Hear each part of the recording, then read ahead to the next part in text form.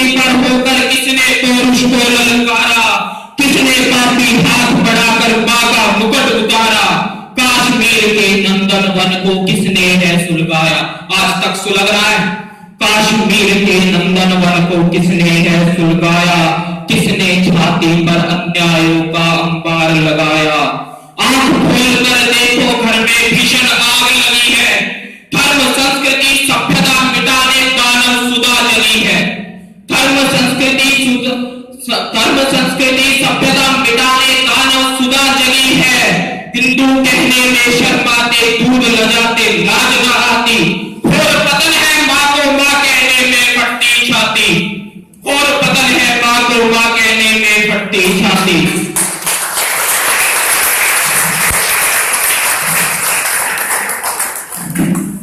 जिसने रक्त पिलाकर पाला क्षण भर उसकी ओर निहारो, बिखरे बिखरे केश निहारो, सोने सोने नैन निहारो। कोटि कोटि संपत्ति है मागी, लाज न लुट सकती है, कोटि कोटि संपत्ति है मागी, लाज न लुट सकती है। दोस्तों, एक छोटी सी कविता थी, मैं भी कई बार भूल गया क्योंकि ना मेरी लिखी हुई कविता थी और मैं भी पहली बार कविता पाठ कर रहा था।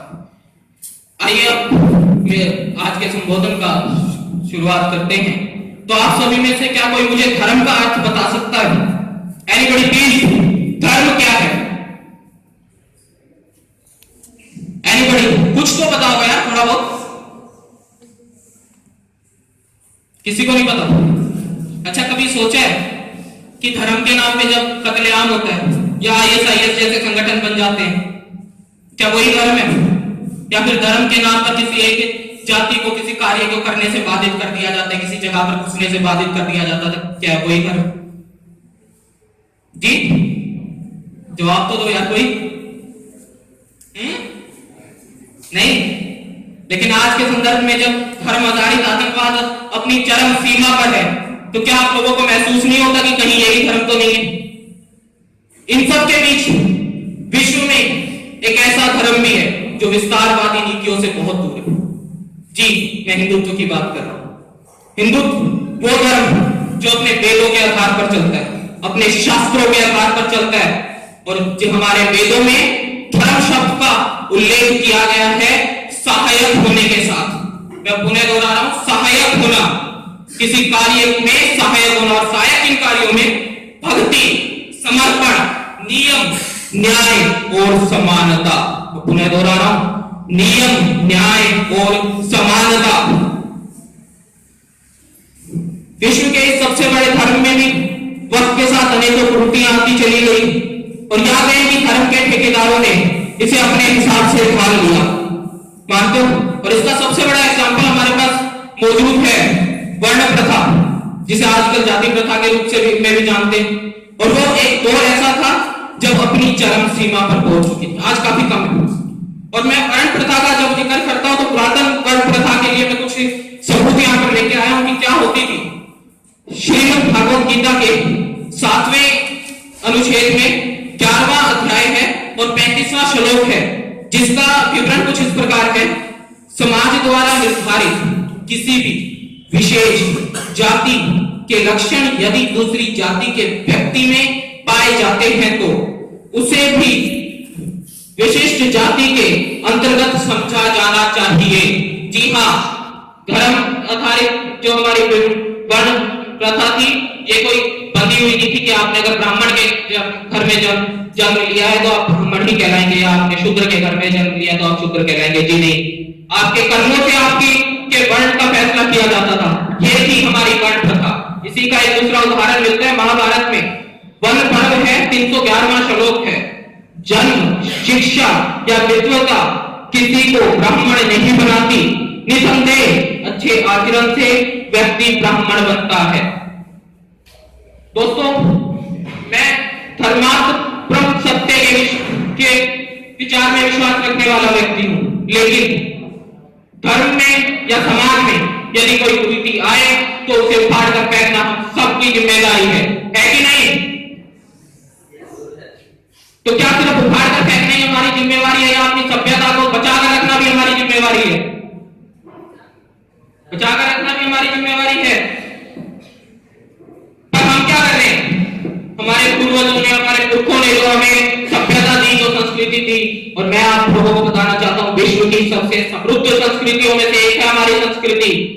पर क्योंकि चरमपंथ बहुत ज्यादा हो गया था, जी हाँ चरमपंथ, और जब ऐसी परिस्थितियां आ जाती हैं तो किसी भी धर्म के दलित और पिछड़े वर्ग को बहुत आसानी से बहकाया जा सकता है। वही पिछले हजारों सालों से गुलामी खेल रहे थे।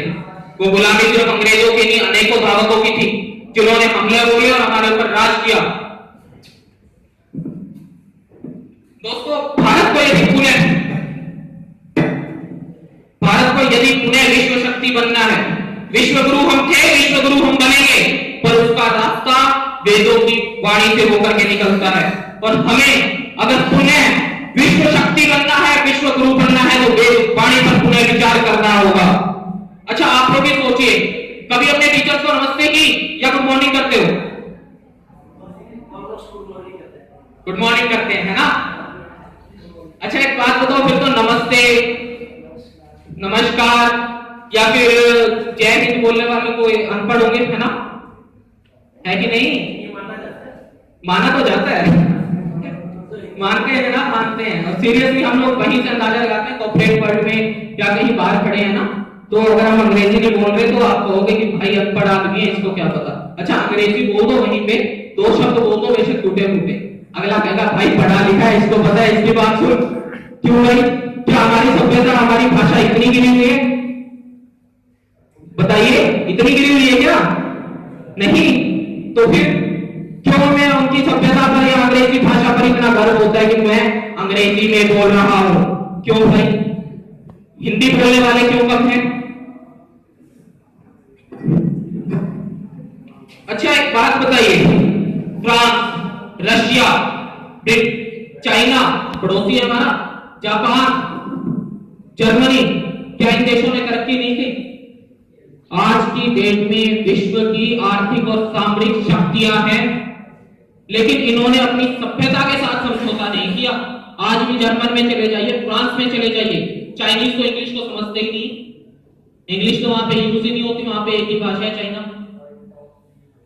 तो फिर, और हमसे तो बहुत बड़ी शक्ति है जनाब, बोलो, हम तो अभी रेस में हैं। हमें अपनी संस्कृति को यदि जीवित रखना है तो हमें निश्चित रूप से पुनः वेदों की वाणी पर ध्यान देना होगा, उसके बारे में पुनः सोचना होगा कि क्या हम पीछे छोड़ गए और क्या न छोड़ना था।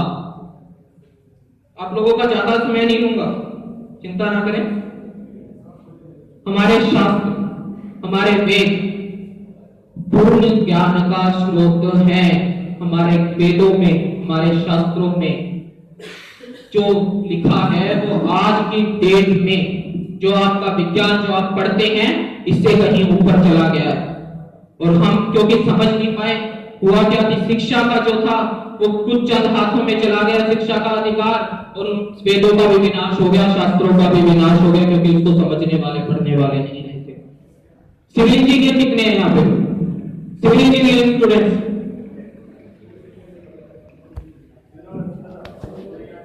वास्तुशास्त्र कितनों ने पढ़ा?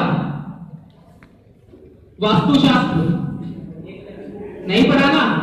और अगर वास्तुशास्त्र को पढ़ के डिजाइनिंग करोगे ना जनाब, तो घर में कभी लाइटिंग की प्रॉब्लम, एयर वेंटिलेशन की प्रॉब्लम नहीं आएगी। पर भाव क्या होता है, भाई मैं इन सब ढोंगों में नहीं पढ़ता, ये सब अंधविश्वास है वास्तुशास्त्र का। भाई अंधविश्वास नहीं, वो एक साइंस है, और जिस साइंस के आधार पर अगर आप चलते हो तो विश्व की सबसे उत्तम डिजाइनिंग कर सकते हो। ये उस दौर में लिखी गई थी, अगर आज उस पर रिसर्च की जाए तो वहां तक पहुंचने में भी, उस हद तक पहुंचने में जिस हद तक का विवरण हमारे शास्त्रों में किया गया है, अनेकों वर्ष लग जाएंगे। लेकिन हमने तो छोड़ दिया ना, क्योंकि हमें तो वेस्टर्नाइजेशन पसंद है। जब घर में बच्चा ना पढ़ने या सीखने लगता है तो हम लोग क्या कहते हैं, बेटा ये क्या है? नोज, ईयर, आई। अरे भाई, हमारी शब्दकोश में से शब्दावली खत्म हो गई है क्या कि आप सिखा रहे हो उसको नोज, ईयर, साइज, ये वो, एक 1 2 3 4। अच्छा, अभी सर के साथ मैं डिस्कशन कर रहा था जिस टाइम, तो सर ने कहा कि 49 का मतलब बहुत सौ को नहीं पता होगा, 49 कहो तो तभी समझ जाएंगे, है ना? मैं भी उन्हीं में से एक हूं। सच्चाई है ये, क्योंकि हमें सिखाई गई 1 2 3 4। अच्छा 1 2 3 4 सिखाई नहीं थी किसी ने, घर पे सीख ली थोड़ी बहुत, वही याद है ना। पहाड़े देख लो भाई, पहाड़े हम अंग्रेजी में याद कर रहे हैं, हिंदी को तो कोई जरूरत नहीं है, क्योंकि ना हमें बचानी है ना हमारी भाषा है। आजकल यही विचार फैल रहा है कि हमें क्या जरूरत है, हम तो अंग्रेजी बहुत अच्छे से आती है। मैं मानता हूं कि द्वितीय भाषा सीखनी चाहिए, आनी चाहिए। विकास दूसरे देशों से भी लिया जाता है, दूसरे देशों को देखकर किया जाता है। द्वितीय भाषा आना बहुत जरूरी है, पर क्या अपनी भाषा को ताक पर रखकर द्वितीय भाषा सीखना जरूरी है? आज हम एक ऐसे मोड़ पर खड़े हैं दोस्तों, जहां से या तो हम अपने धर्म को, अपनी सभ्यता को चुनेंगे, या फिर पाश्चात्य सभ्यता का अंधा अनुसरण करें। और अगर हम पाश्चात्य सभ्यता का अंधा अनुसरण करते हैं तो एक दौर ऐसा भी आएगा कि आप सब पाश्चात्य सभ्यता के गुलाम बन जाओगे। और मैं कह रहा हूं पूरी जीवन के लिए गुलाम बन जाओगे। आप कहीं चले जाना, कोई सी भाषा सीख लेना, जाने हिंदुस्तानी के नाम से जाओगे, और हिंदुस्तानी के नाम से जब जाने जाओगे ना, तो दुनिया कहेगी ये वही लोग हैं जिन्होंने दूसरी भाषाओं के चक्कर में, दूसरी संस्कृतियों के चक्कर में अपनी संस्कृति का विनाश किया था। आप लोगों को सदैव घृणा की नजर से देखा जाएगा अगर आज आप अपनी संस्कृति का विनाश कर देते हैं तो। मैंने एक लोकोक्ति कहीं पढ़ी थी और आप सबके साथ साझा करना चाहता हूं।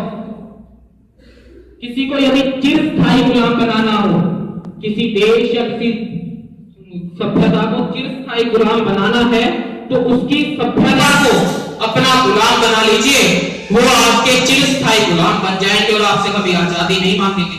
और कहीं ना कहीं हम हिंदुस्तानियों के साथ यही हो रहा है कि हमें गुलाम बना लिया गया पाश्चात्य सभ्यता का। हम में से ज्यादातर को तो ये नहीं पता कि कौन सा महीना चल रहा है ना? बता सकते हो कौन सा महीना चल रहा है हमारे कैलेंडर के हिसाब से? एनीबॉडी? टीचर्स ने प्लीज, आप सबको पता होगा मुझे लगता है। स्टूडेंट्स, और साल कौन सा चल रहा है? महा चल रहा है। ये तो गर्ल्स ने बहुत अच्छा जवाब दिया, महा चल रहा है। अभी बसंत पंचमी भी हमने मनाई थी। ईयर कौन सा चल रहा है? कौन सा साल चल रहा है विक्रमी संवत के हिसाब से? टीचर प्लीज, कौन सा साल चल रहा है विक्रमी संवत के हिसाब से? यस, 2065 का right answer. Thank you. What's your name? हाँ जी, रविंद्र सैनी। उन्होंने बहुत अच्छा जवाब दिया। Ravindra Saini, clap for Ravindra.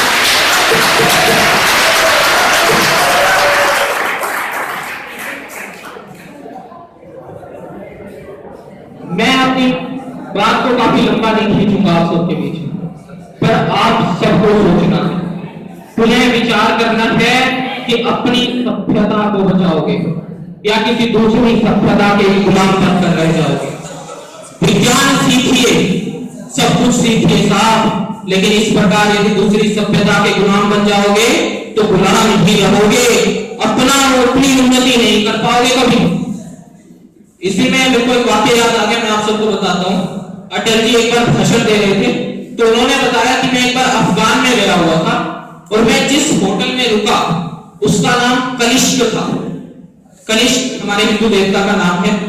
तो अटल जी ने उनसे पूछा कि भाई ये कनिष्क तुम्हारे कौन है?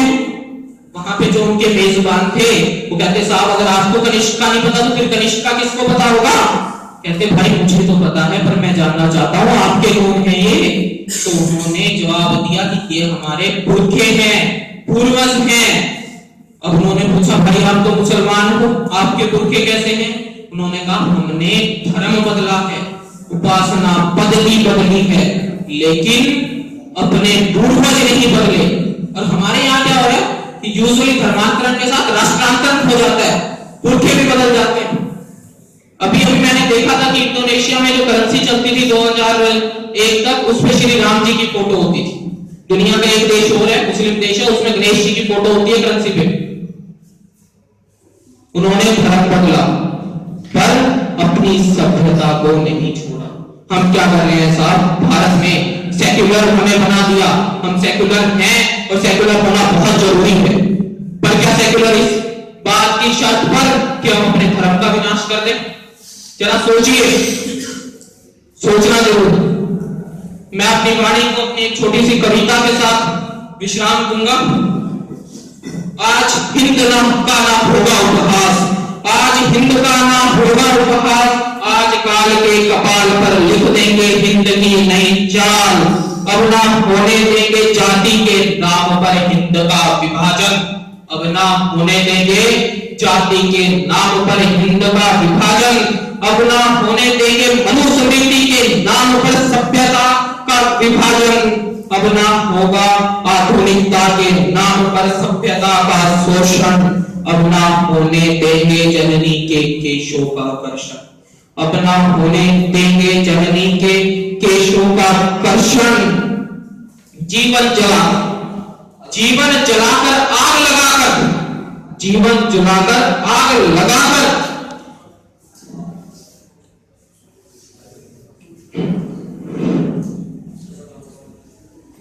जीवन जलाकर आग लगाकर हमें सभ्यता को है बचाना। जिन्हें है जनधन से वो प्राण से ममता, वे दूर रहे यहाँ पांचजन्य है जलता, वे दूर रहे यहाँ पांचजन्य है जलता। आज बताएंगे जग को मनुस्मृति का अर्थ परांगत, आज बताएंगे जग को मनुस्मृति का अर्थ परांगत, फिर ना होगा मनुस्मृति के नाम पर जननी के केशों का कर्षण, फिर ना होगा मनुस्मृति के नाम पर ढोंग का कारोबार, और इस ढोंग के कारोबार के नाम पर माँ का विभाजन, और इस ढोंग के कारोबार के नाम पर माँ का विभाजन। हमें आज विवेकानंद चाहिए, हमें आज विवेकानंद चाहिए, जग को हिंदुत्व समझाने वाला, हमें आज विवेकानंद चाहिए, जग को हिंदुत्व समझाने वाला। माना आज विवेकानंद नहीं, माना आज विवेकानंद नहीं है, पर जब तक आदित्य में तपन, पर जब तक आदित्य में तपन अग्नि में जलन शेष है, तब तक जग में हिंद की अग्नि शेष रहेगी, पर जब तक जग में हिंद की अग्नि शेष रहेगी। मैं इन्हीं शब्दों के साथ अपनी वाणी को विराम देता हूँ। धन्यवाद दोस्तों, और बहुत बहुत धन्यवाद सरकार, मैं यहाँ धन्यवाद दोस्तों।